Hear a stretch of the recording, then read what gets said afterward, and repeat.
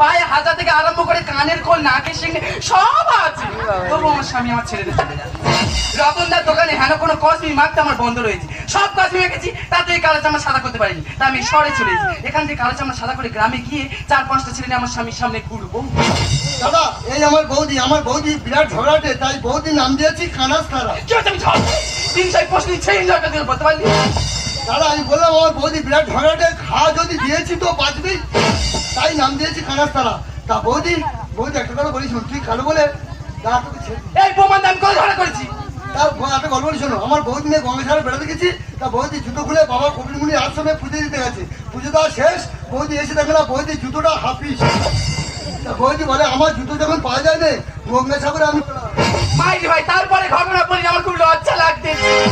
তারপর একটা বাচ্চা ছেলে জুতো পায়ে ঢোকে না, জোর করে ঢুকে দিয়ে মন্দিরের পাশে চুপ করে বসে আছে। আর যার জুতো